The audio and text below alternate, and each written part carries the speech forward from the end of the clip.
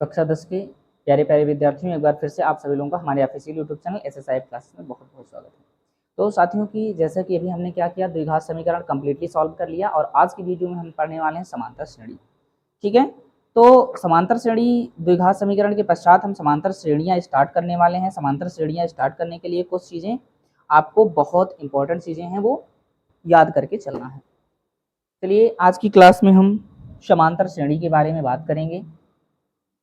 और समांतर श्रेणी स्टार्ट करने से पहले हम आपको बता दें, अगर आपने द्विघात समीकरण नहीं पढ़ा है तो सबसे पहले द्विघात समीकरण जरूर पढ़िएगा। द्विघात समीकरण इस वीडियो के डिस्क्रिप्शन में लिंक अवेलेबल है, वहां से जाकर द्विघात समीकरण पढ़ सकते हो। चलिए समय गंवाए बिना हम स्टार्ट करते हैं आज की क्लास। समांतर श्रेणियां, समांतर श्रेणियां।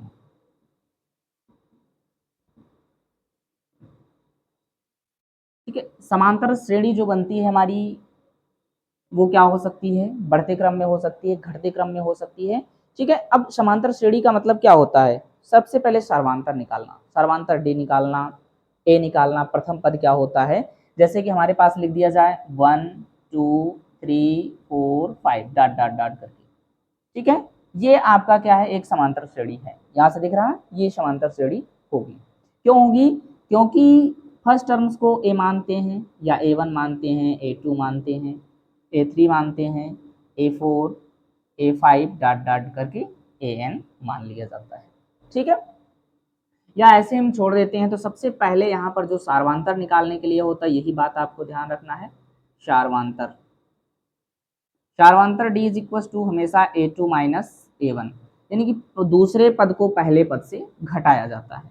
तो पहला पद क्या है, 2 है, यानी कि हम 2 लिखेंगे, माइनस 1 कितना आएगा, 1 आ जाएगा।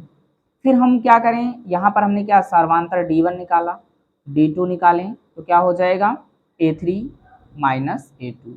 A3 कितना है आपके पास, 3 है, माइनस 2, इसका भी मान कितना आया, 1 आया।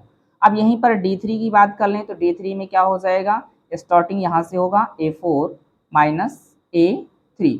A4 कितना है, 4 है, और माइनस A3 कितना है, सॉरी A3 कितना है, 3 है।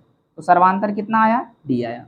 अब देखो, जब भी सर्वांतर किसी भी सारणी में, किसी भी सूची में सार्वांतर क्या आ जाए, सेम आ जाए, यहाँ पे आप सार्वांतर देख सकते हो, जब सार्वांतर इक्वल आ जाए तो वो सारणी हमारी एपी में होती है। यहाँ पर लिखा होता है एपी। एपी का मतलब होता है अर्थमेटिक, अर्थमेटिक प्रोग्रेस, प्रोग्रेस। ये श्रेणी हमारी क्या है, अर्थमेटिक प्रोग्रेस में है। क्यों, क्योंकि क्योंकि सर्वांतर सभी के समान है, सर्वांतर समान है। सर्वांतर यदि समान होता है तो हमेशा जो सूची रहती है, जो सारणी रहती है, सॉरी जो श्रेणी रहती है या श्रृंखला रहती है, वो श्रृंखला किसमें होती है, अर्थमेटिक प्रोग्रेस में होती है। तो यही फैक्ट्स आपको याद रखना है, यही पॉइंट आपको याद रखना है। चलिए हम बुक से क्वेश्चंस करते हैं, डायरेक्ट क्वेश्चंस की ओर बढ़ते हैं। इसको इरेज करते हैं, इसका आप क्या करें, स्क्रीनशॉट ले लीजिए। चलिए इरेज करके हम क्वेश्चंस की ओर बढ़ते हैं। क्वेश्चंस क्या है, इसके क्वेश्चंस पहले देखिए। क्वेश्चंस आप बोर्ड से रीड कीजिए, क्वेश्चंस में क्या चीज़ें दी रही हैं, क्या कह रहा है, क्वेश्चंस को पहले पढ़िए। सबसे पहले हम 5.1 की बात करें, क्वेश्चंस नंबर फर्स्ट है। सभी के पास बुक होनी चाहिए, एनसीईआरटी बुक हम पढ़वा रहे हैं। 5.1 में कह रहा है, निम्नलिखित स्थितियों में से किन स्थितियों के संबंध संख्याओं की सूची एपी है और क्यों, प्रत्येक है और क्यों है, ये आपको बताना है। पहले कह रहा है, प्रत्येक किलोमीटर के बाद का टैक्सी का किराया, जबकि प्रथम किलोमीटर के लिए किराया 15 है और प्रत्येक अतिरिक्त किलोमीटर के लिए किराया 8 हो जाता है। तो क्वेश्चन नंबर फर्स्ट का ही है, क्वेश्चन नंबर फर्स्ट का फर्स्ट क्वेश्चन है। देखिए इसमें क्या कह रहा है कि प्रत्येक किलोमीटर के बाद का टैक्सी का किराया, जबकि प्रथम किलोमीटर के लिए किराया 15 है। ठीक है, तो यहाँ पर सबसे पहले बच्चों या साथियों दोस्तों क्या कह रहा है, ध्यान से देखिए। प्रथम किलोमीटर के लिए, प्रथम किलोमीटर के लिए टैक्सी का किराया, टैक्सी का किराया कितना दे रखा है, 15 रुपए दे रखा है। प्रथम यानी कि अतिरिक्त किराया कितना इसमें कह रहा है, टैक्सी मीटर के बाद टैक्सी का किराया, जबकि प्रथम किलोमीटर के लिए 15 है और प्रत्येक अतिरिक्त किलोमीटर, यहां पर लिखोगे प्रत्येक अतिरिक्त किलोमीटर के लिए, किलोमीटर के लिए किराया कितना हो जाएगा, 8 रुपए है प्रत्येक अतिरिक्त किलोमीटर के लिए। तो अगर इनके अनुसार हम अर्थमेटिक प्रोग्रेस बनाए, प्रथम क्या हो जाएगा, श्रृंखला में देखें तो प्रथम हमारा 15 हो जाएगा, दूसरे 1 किलोमीटर के लिए 15 प्लस 8 हो जाएगा, तीसरे किलोमीटर के लिए इसमें और जोड़ दीजिए 15 प्लस 8 हो जाएगा, चौथे किलोमीटर यानी कि अतिरिक्त अगले किलोमीटर के लिए क्या हो जाएगा, 15 प्लस 8 प्लस 8 डॉट डॉट इसी प्रकार से बढ़ता हुआ चला जाएगा। या यहाँ से क्या कह सकते हो, पहला 15 हो गया, दूसरा 15 8 23 हो गया, ठीक है, 23 और 16 31 हो गया, 24 और 15 कितना हो गया, 31 8 39 हो गया, डॉट डॉट करके इस प्रकार से ये क्वेश्चंस का श्रृंखला बना। अब यहाँ पर देखो अगर हम सर्वांतर की बात करें, सर्वांतर D1 कितना हो जाएगा, यानी कि A2 माइनस A1, A2 का मान कितना है 23 है, माइनस A1 का मान कितना है 15 है, तो टोटली कितना हो जाएगा 8 बचेगा।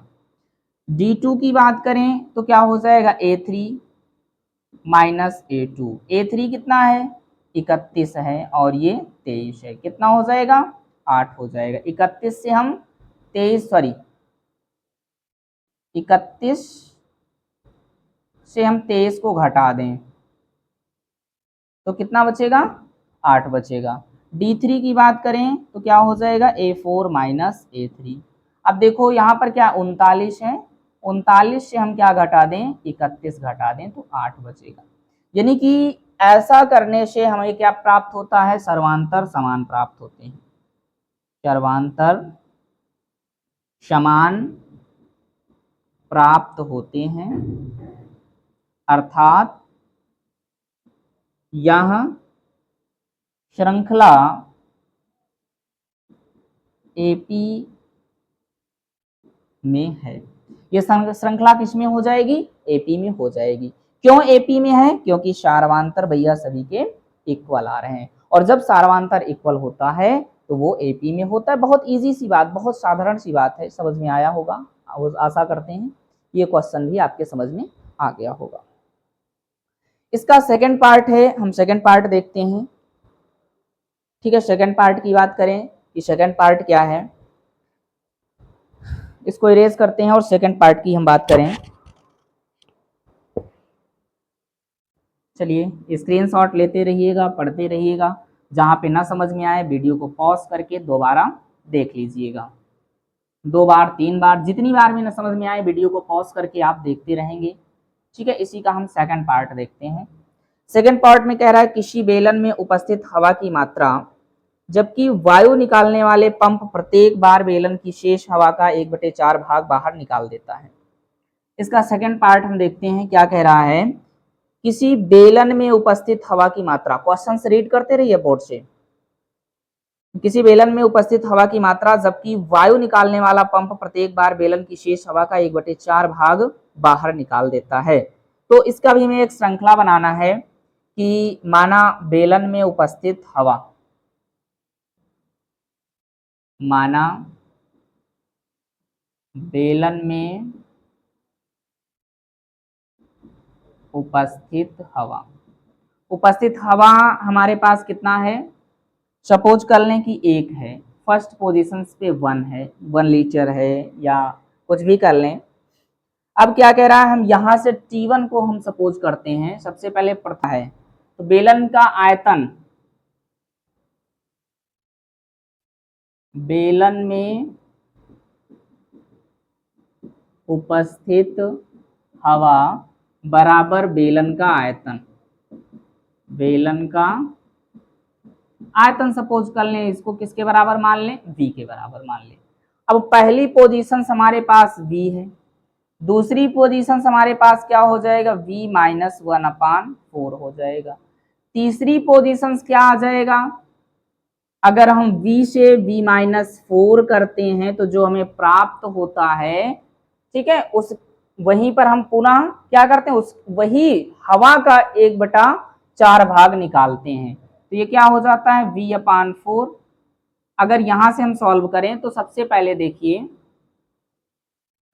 T1 मान लें कि उस प्रथम स्टेज के लिए क्या हो जाएगा v माइनस v/4, तो यहां से क्या हो जाएगा 3v माइनस v/4।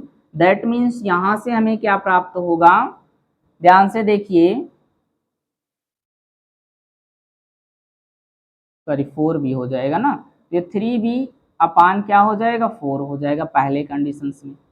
अगर यहीं पर यदि हम बात करें दूसरी बार की, तो हमारे पास T2 की वैल्यू क्या हो जाएगी 3v/4 माइनस v/4। इन सभी का एलसीएम लें तो क्या हो जाएगा 3v से v कैंसिल हो जाए, या यहाँ पर हमने क्या किया कि 1/4 b/4 से यदि हम मल्टीप्लाई करते हैं तो यहाँ पर हमारे पास क्या प्राप्त होता है, T2 के लिए अगर देखें तो b/4 का मल्टीप्लाई करा देंगे तो ये क्या हो जाएगा 3v² 16। इसको हम क्या लिख सकते हैं 3/4 का होल स्क्वायर, ठीक है, इंटू का v²। दो तरीके से हम लिख सकते हैं 3/4 का स्क्वायर और b का स्क्वायर। यहीं से हम आयतन की बात करें तो आयतन क्या हो जाता है, डिफरेंट हो जाता है, ठीक है, क्या हो जाएगा डिफरेंट हो जाएगा। जैसे 3/4 है, 3v/4 है, और टोटल अगर हम उससे उसका 3v/4 घटाएं तो हमें ये श्रृंखला प्राप्त होती है। यानी कि इसके लिए हम क्या लिख सकते हैं v कामा 3v/4 कामा 3/4 का स्क्वायर इंटू का v, ये प्राप्त होता है। और ये हमारा क्या है, अगर हम इसको इससे घटाएंगे तो ये प्राप्त होने वाला नहीं है, ठीक है। अर्थात यहाँ पर देखें सर्वांतर असमान हो जाता है अगर इसको इससे घटा के चेक किया जाए। जैसे देखो 3v², यानी कि कहने का मतलब यहां से अगर घटाते हैं, यहां पर लिख देंगे कोई दिक्कत नहीं, अर्थात सर्वांतर असमान होंगे, सर्वांतर असमान होंगे, इसलिए यह एपी में नहीं है। सर्वांतर असमान होने के कारण ये एपी में नहीं होंगे, अर्थमेटिक प्रोग्रेस में नहीं होंगे। इसी का तीसरा पार्ट हम देखते हैं, तीसरे पार्ट में क्या कह रहा है, इसको ये समझ में आ गया होगा आपके। तीसरे पार्ट में हम चलिए देखते हैं, ज्यादा समय आपके हम नहीं लेंगे, बहुत ही कम समय में आपको समझाने का प्रयास करेंगे। तीसरा पार्ट देखिए, प्रत्येक मीटर की खुदाई के बाद एक कुआं खोदने में आई लागत, जबकि प्रथम मीटर खुदाई की लागत 150 है और बाद में प्रत्येक मीटर खुदाई की लागत 50 बढ़ती जाती है, तो ये भी क्या है एपी प्रोग्रेस में है, यानी कि एपी में है। तीसरा क्वेश्चन ध्यान से पढ़िए,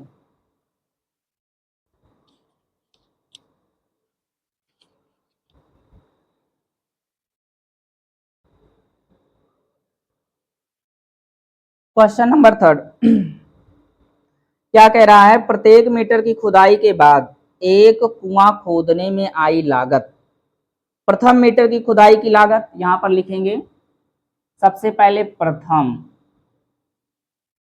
मीटर खुदाई की लागत, प्रथम मीटर खुदाई की लागत कितना है 150 है, ठीक है। दूसरे मीटर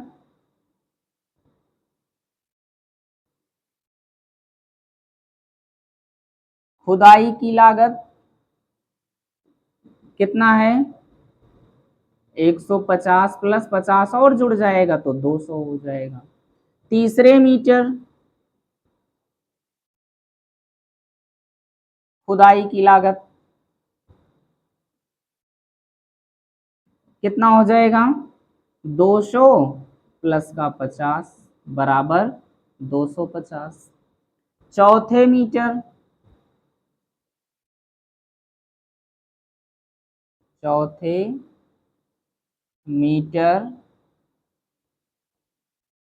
खुदाई की लागत कितना हो जाएगा? 250 प्लस का 50 कितना हो जाएगा? 300 हो जाएगा। अगर इसको रखा जाए तो पहले हमारे पास क्या था? 150, 200, फिर 250, फिर 300, डॉट डॉट डॉट। अगर यहाँ पर देखें तो D1, D2, D3 सब क्या आ जाएंगे? समान आ जाएंगे। तो D1 बराबर कितना आ जाएगा? 150, सॉरी इस 200 से 150 घटाएंगे तो कितना बचेगा? 50। D2 250 से 200 को घटाएंगे तो कितना बचेगा? 50। D3 50, D4 50। यानी कि शार्वांतर क्या है? समान है। शार्वांतर समान है, अर्थात यदि शार्वांतर समान है, ठीक है, शार्वांतर क्या है? समान है, तो अर्थात यह श्रृंखला एपी में होगी। ठीक है, शार्वांतर क्या हो गए? समान हो गए, तो श्रृंखला किसमें होंगी? एपी में होंगी। ये आप नोट कर सकते हो। नाउ नेक्स्ट क्वेश्चंस देखिए। नेक्स्ट क्वेश्चंस है हमारे पास इसी का फोर्थ पार्ट। थर्ड पार्ट हमने पढ़ा, फोर्थ पार्ट हम पढ़ते हैं। समझ में आ गया होगा। सर्वांतर समान 50-50 बढ़ते चले जाते हैं बार बार, और सर्वांतर सभी के समान आ जाते हैं, अर्थात ये सर्वांतर में है। बहुत इजी है, केवल लिखना है आपको बस कि सर्वांतर समान है। नाउ नेक्स्ट क्वेश्चन हम देखते हैं। नेक्स्ट क्वेश्चन क्या है?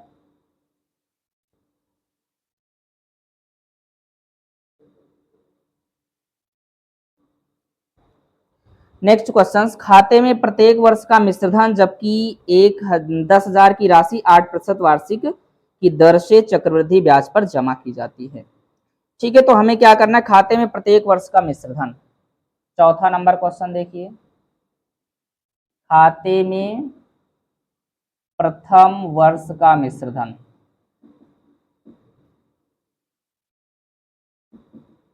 ठीक है, सबसे पहले खाते में प्रथम वर्ष का या हमारे पास जो मिश्रधन है वो कितना है? खाते में प्रत्येक वर्ष का मिश्रधन 10,000 है।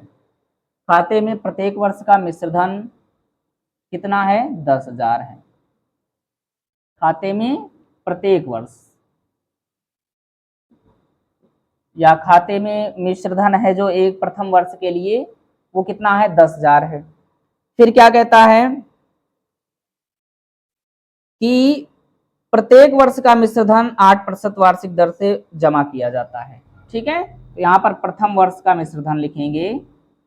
प्रथम वर्ष का मिश्रधन बराबर 10,000 गुणित 8 गुणे का 1 बटे का 100। यहाँ से 2 जीरो कैंसिल हो जाएगा, ये कितना हो जाएगा? 800 हो जाएगा। प्रथम वर्ष का मिश्रधन 800 आ गया। अब प्रथम वर्ष का मिश्रधन नहीं, प्रथम वर्ष का ब्याज है। प्रथम वर्ष का ब्याज, ये ब्याज इतना आ गया, तो यहां से मिश्रधन कितना हो जाएगा? मिश्रधन यानी कि 10,000 में 800 और जोड़ दीजिए, प्लस 800 बराबर 10,800 हो जाएगा। फिर यहीं पर निकालना है दूसरे वर्ष का ब्याज। दूसरे वर्ष का ब्याज, अब दूसरे वर्ष के लिए मिश्रधन इतना हो गया, दूसरे वर्ष का ब्याज क्या हो जाएगा? 10,800 गुणे का 8 गुणे का 1 वर्ष है बटे का 100। ये 2 जीरो से ये 2 जीरो कैंसिल हो गया, इसका इसके साथ मल्टीप्लाई होगा तो 8 × 8 = 64। ठीक है, 64 हो जाएगा। यानी कि 1640 हो जाएगा। कितना हो जाएगा? 1640, यानी कि 2 जीरो कैंसिल हो गया, तो 8 हटाई 64, कितना हो गया? 1600, अच्छा 8 इकन्नम 8, 8640।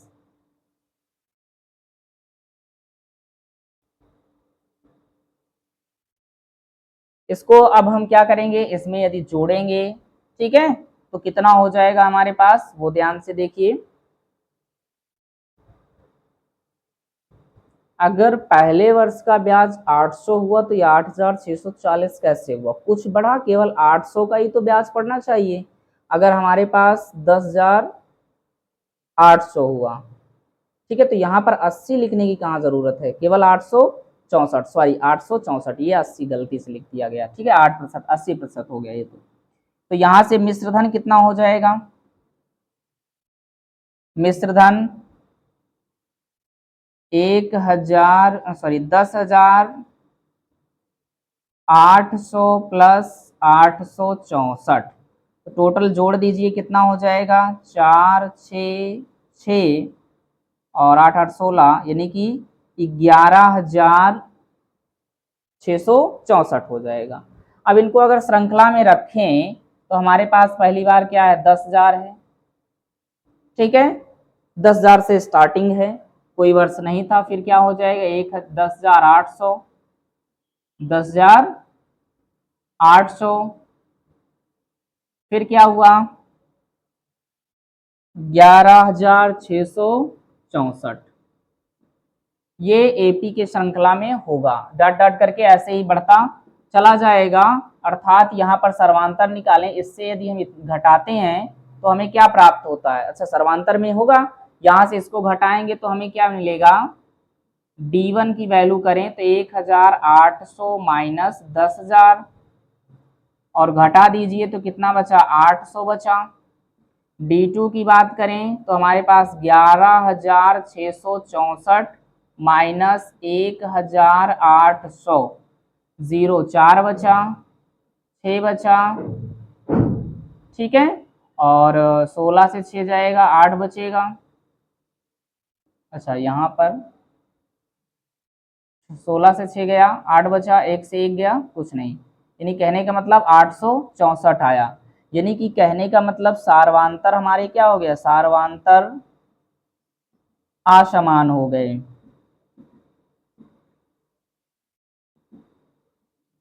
अर्थात यहाँ एपी में नहीं होंगे, ठीक है, जब असमान हो जाते हैं तो एपी में नहीं होते हैं। ये था क्वेश्चन नंबर फर्स्ट, अभी हमने देखा। अब क्वेश्चन नंबर सेकंड देखते हैं।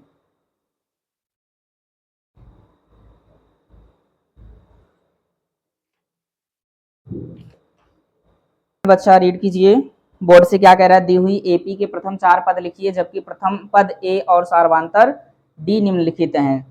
प्रथम 4 पद लिखना है, तो ए कितना है? 10 है, बी कितना है? 10 है, सॉरी डी भी कितना है? 10 है। तो A1, A2, A3, A4 प्रथम 4 पद। प्रथम 4 पद यानी कि पहले के लिए हमारे पास क्या होता है? A plus D. दूसरे पद के लिए क्या हो जाता है? A plus 2D।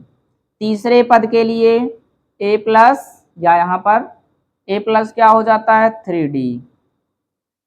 चौथे पद के लिए A प्लस 4D, यहीं पर मान रखते हैं, ठीक है, A प्लस डी, यानी कि हम डायरेक्ट A कितना है? 10 है, तो 10 जोड़ दीजिए। पेन चेंज करते हैं थोड़ा सा,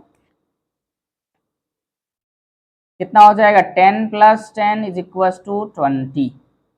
यहाँ पर देखिए कितना हो जाएगा? 10 प्लस 2 और 2 दूना, सॉरी 10 दूना 20 हो जाएगा। कितना हो जाएगा? 30 हो जाएगा।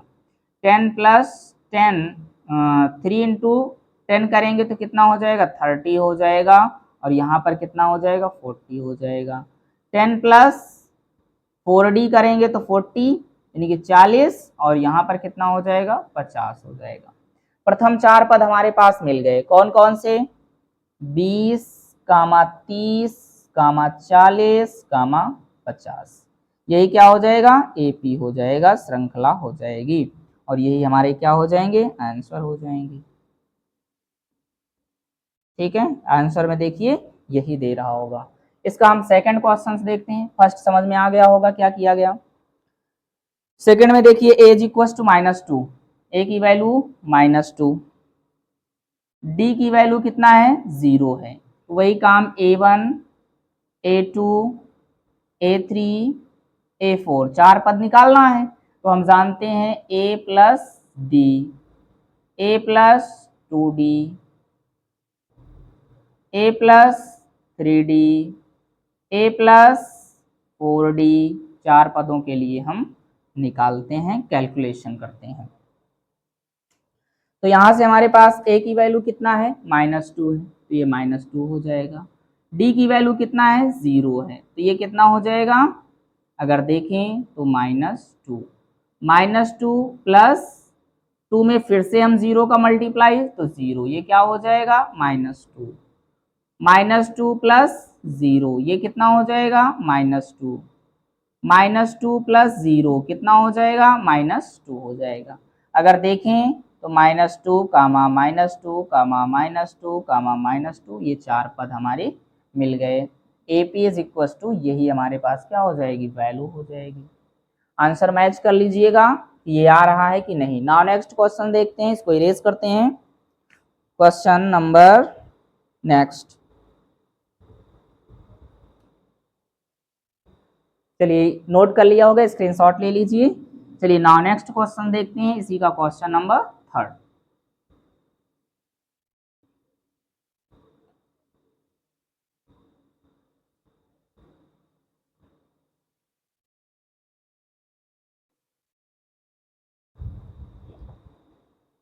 क्वेश्चन नंबर 3 में देखिए क्या दे रखा है, a is equal to 4, d is equal to क्या है -3। A is equal to 4, d is equal to -3। तो हमें A1, A2, A3, A4 find करना है। तो क्या हो जाएगा A plus D, A plus 2D, A plus 3D, A plus 4D।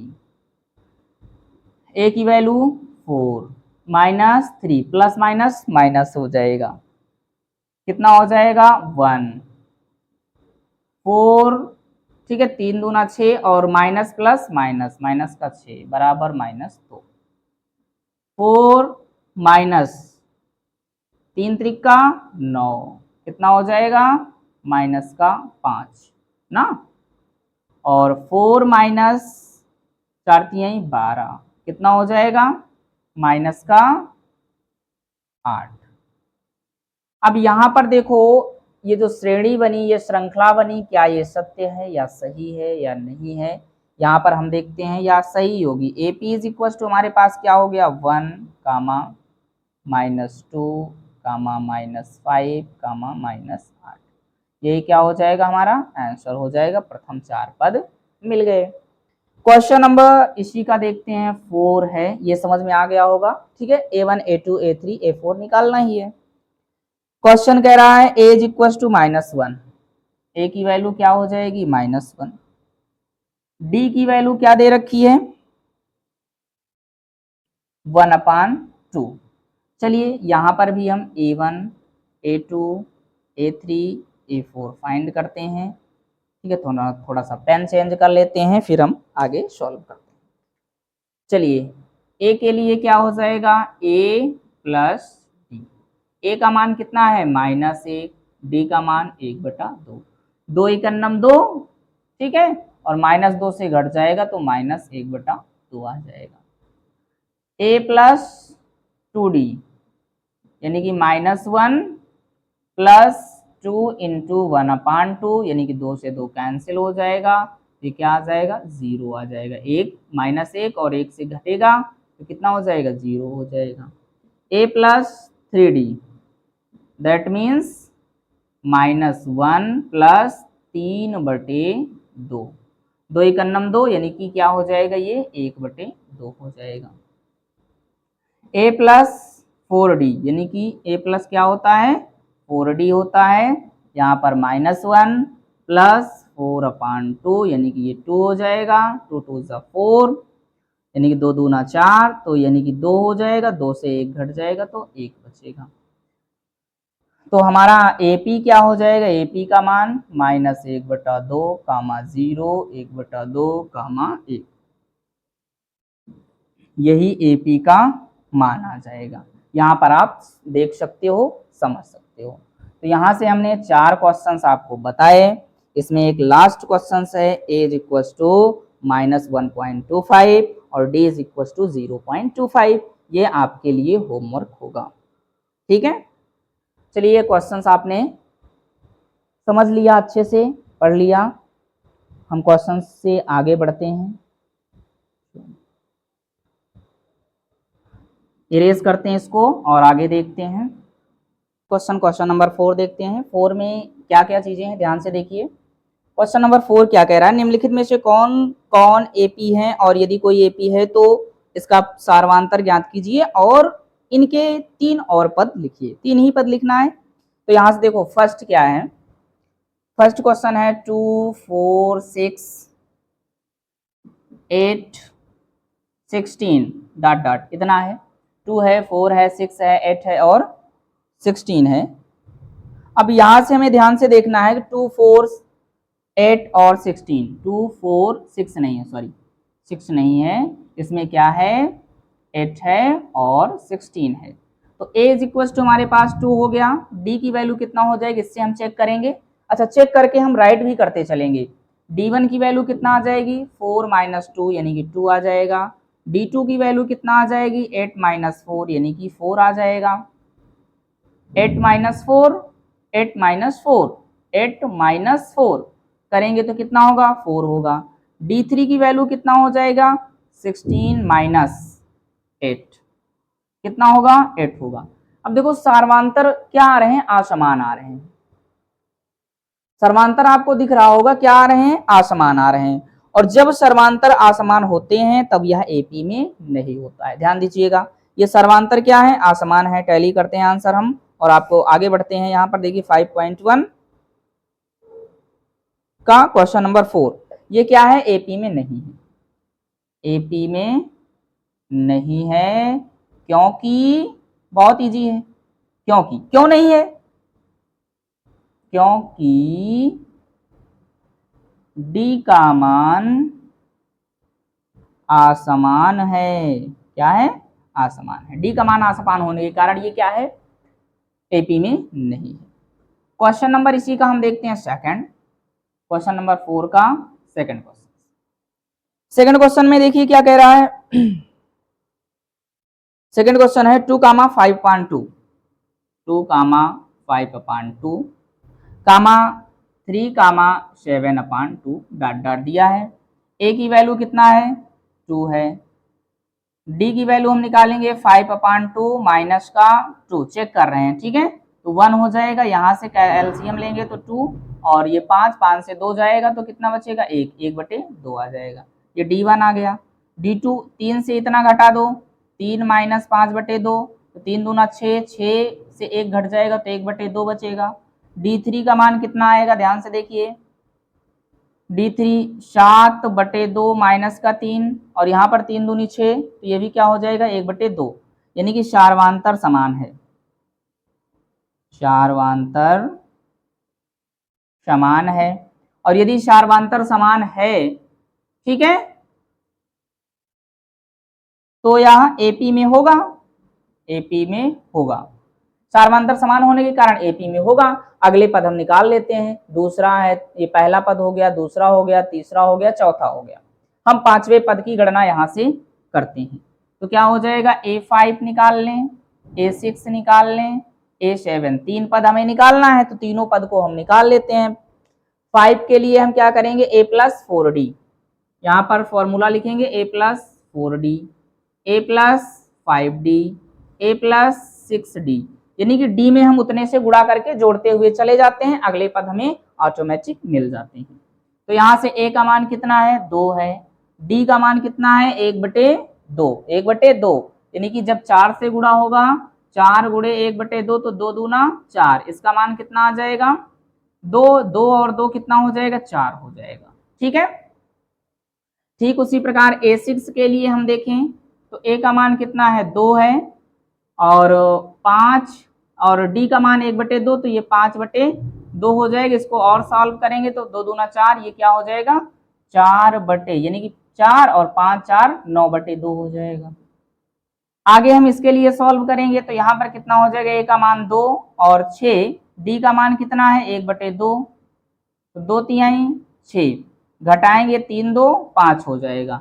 तो अगले मान हमारे पास क्या निकले, पहला निकला 4 निकलेगा, फिर क्या निकलेगा 9/2 निकलेगा, फिर क्या निकला 5 निकला। तो इसका जो आंसर आया वो क्या हुआ 4, 9/2, 5, यही आंसर। अगले और 3 पद हो जाएंगे। तो चौथे का दूसरा था। नाउ नेक्स्ट इसका हम देखते हैं चौथे का तीसरा। थोड़ा सा इंक चेंज करते हैं, स्क्रीनशॉट ले लीजिए, फिर इरेज करते हैं इसको हम। चलिए इरेज करते हैं।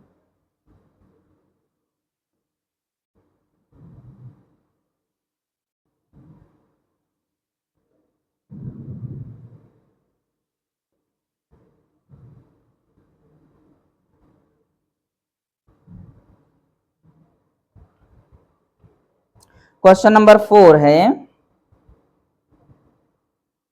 4 का थर्ड, 4 का थर्ड। थर्ड में देखो पहला है -1.2 कामा -3.2 कामा -5.2 कामा -7.2 डॉट डॉट करके दे दिया है। तो a का मान यहाँ से देखो a बराबर कितना हुआ 1.2 हो गया, -1.2। d1 का मान कितना आ जाएगा -3.2 माइनस माइनस प्लस 1.2, तो यानी कि d1 का मान कितना आ जाएगा, यहाँ से घटा दोगे तो 2 बचेगा, यानी कि माइनस का 2।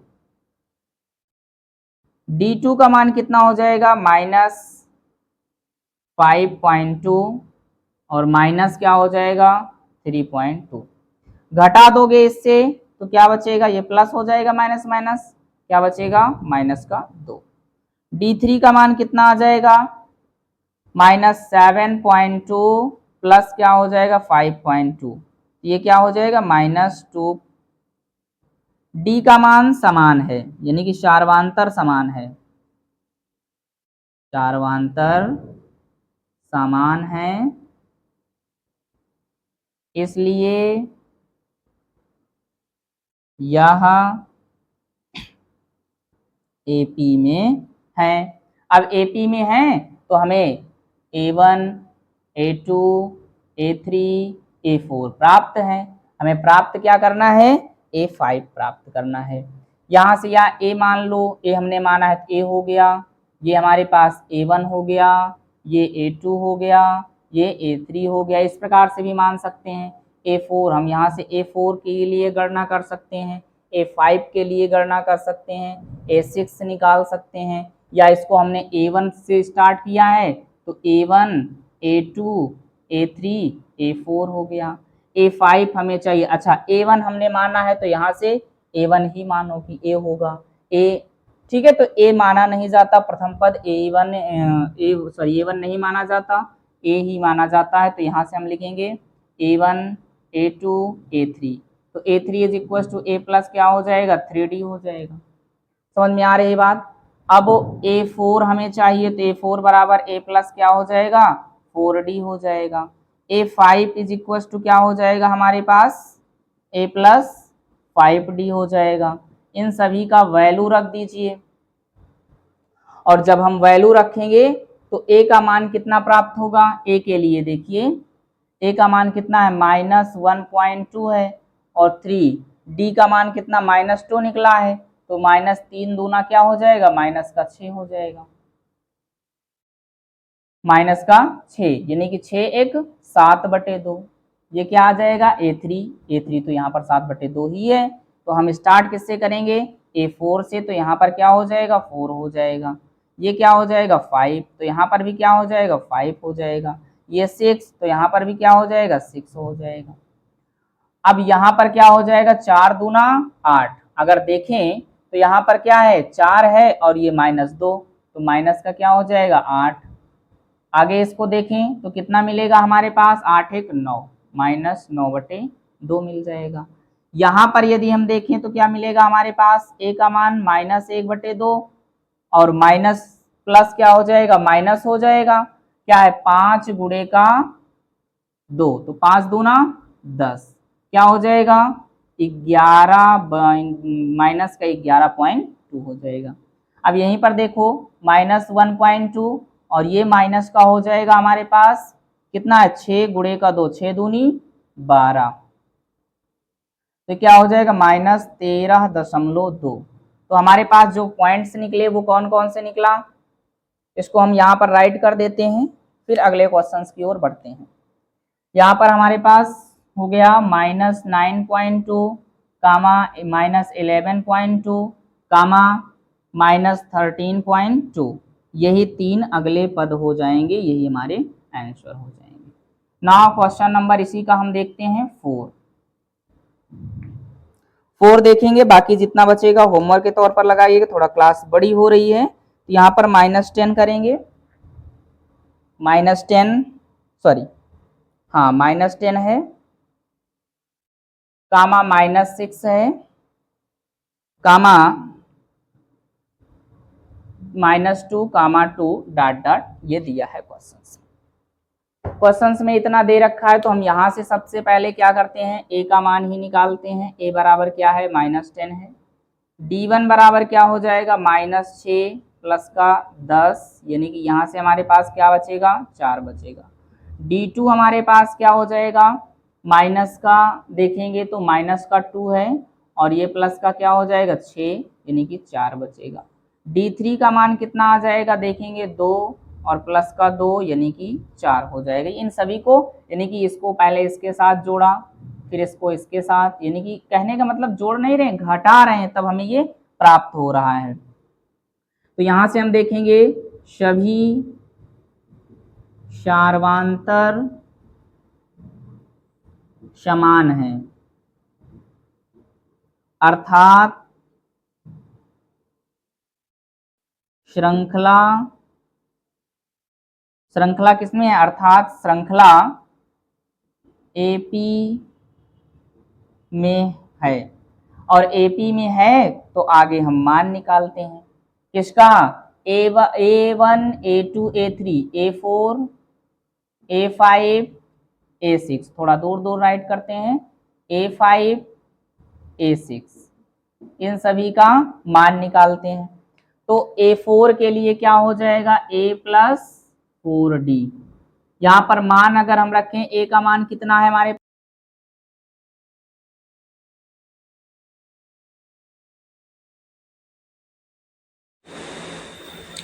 A = -10 और D1 = क्या है 4 है। तो यहाँ से हमारे पास क्या हो जाएगा 4 × का D यानी 16 हो जाएगा, 16 हो जाएगा। और आगे देखेंगे -10 + 16 कितना बचेगा हमारे पास 6 बचेगा, यानी A4 का मान हमारे पास 6 आ गया।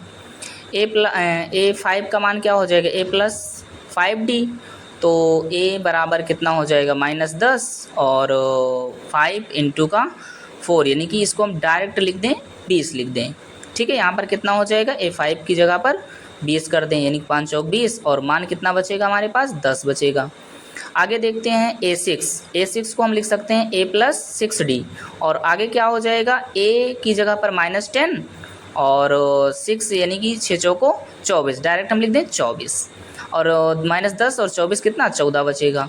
अब यहाँ पर देखिए 16, ठीक है, यानी कि जो यहाँ पर माना है 16 20 24, यही क्या हो जाएंगे हमारे अगले 3 मान हो जाएंगे 16 20 और 24, तो यही क्या होंगे आंसर हो जाएंगे। आगे देखेंगे ये आपको अच्छे से समझ में आ गया होगा। हम आगे अगले क्वेश्चन को नहीं करते हैं, सेशन को यहीं पर समाप्त करने का प्रयास करते हैं और आज की वीडियो में बस इतना ही। हम मिलते हैं नेक्स्ट वीडियो में। Okay, thank you so much. I will meet you next day with next